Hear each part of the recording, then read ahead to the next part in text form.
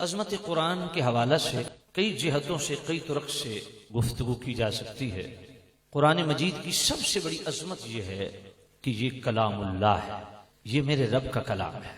اور اللہ کا کلام میرے رب کی صفت ہے۔ تو جس طرح میرے رب کی ذات قدیم ہے، اس کی ہر صفت بھی قدیم ہے۔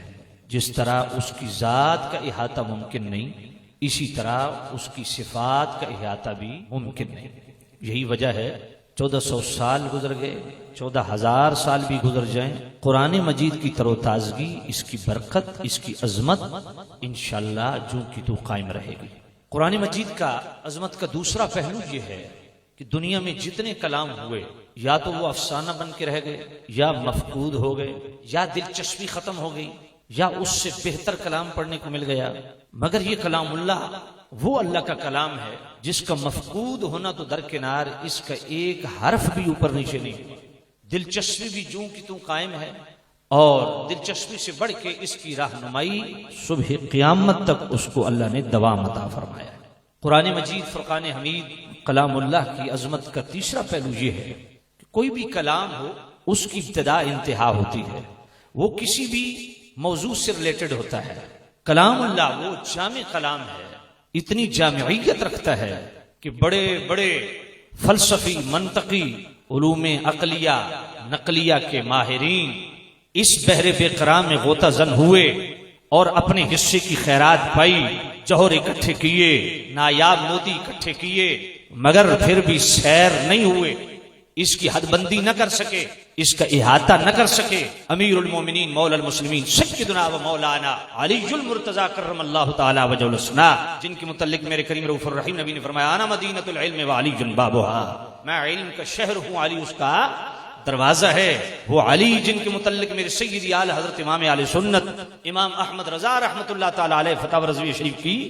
7ویں جلد کے صفحہ 477 پہ لکھتے ہیں کہ مولا علی کی تو کرامت یہ ہے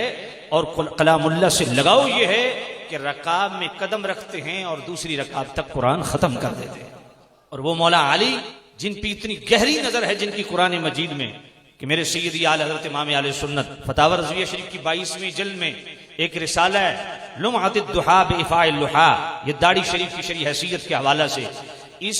22ویں جلد کے صفحہ 419 پہ میرے سیدی اعلی حضرت تفسیر الاتقان کا حوالہ لاتے ہیں۔ امام جلال الدین سیوطی رحمۃ اللہ علیہ نے لکھا، مولا علی فرماتے ہیں لو شئت لأوقرت من تفسیر الفاتحہ 70 بعیرا، فرمایا لوگوں اگر میں قرآن مجید کی صرف ایک سورہ فاتحہ کی تفسیر لکھوں تو 70 اونٹ اٹھا کے چلے گئے، اور حاشیہ بردار پھر اعلیٰ حضرت ہوں تو حاشیہ بھی کتنا اعلیٰ ہوگا۔ میرے سیدی اعلیٰ حضرت فرماتے ہیں جانتے ہو کہ 70 اونٹ کتنے من اٹھاتے،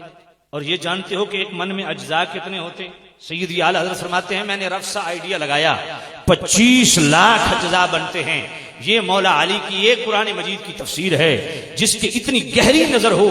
اتنی عمیق نظری رکھتا ہو، اور قرآن مجید فرقان حمید جنہوں نے براہ راست میرے کریم رؤوف الرحیم نبی سے سیکھا، ان کے علم کا مقام کیا ہوگا۔ وہ بھی مولا علی یہ فرماتے ہیں قوت القلوب، وہ بلند پایا تصوف کی تصنیف ہے کہ امام غزالی جیسی ہستیاں اور شاہ ولی اللہ جیسی ہستیاں قوت القلوب سے استفادہ کرتے ہیں، اور قوت القلوب کو انہوں نے بہت پڑھا اور ان کے حوالہ جات کوٹ کرتے ہیں۔ قوت القلوب تصوف پہ لکھی جانے والی بڑی جاندار کتاب ہے۔ امام غزالی جیسے بندے جس سے فیض یاب ہوں اس کتاب کا مقام کیا ہوگا؟ تو قوت القلوب کے صفحہ 138 پہ مولا علی کا یہ فرمان موجود ہے۔ مولا علی فرماتے ہیں میں ایک آیت میں غوطہ زن ہوتا ہوں، اس کے مفاہیم و مطالب مضامین کو دیکھتا ہوں، ایک آیت میں 6 دن اور 6 راتیں نکل جاتی ہیں،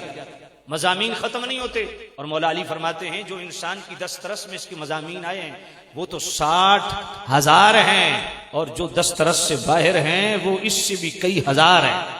تو دوستو قرآن مجید یہ کلام اللہ، اس کی یہ عظمت ہے کہ اس کا احاطہ کوئی کر سکتا نہیں۔ اور عظمت قرآن کا تیسرا پہلو یہ ہے کہ سب سے زیادہ جس کلام اللہ کو پڑھا گیا، پڑھا جا رہا ہے، پڑھا جاتا رہے گا، وہ یہ ہے قرآن مجید اللہ کا کلام۔ اور اس کا 5واں شرف یہ ہے، اور قرآن مجید کی عظمت یہ ہے کہ یہ قرآن مجید صرف مسلمانوں کے لیے نہیں ہے، ساری نسل انسانی کی رحمت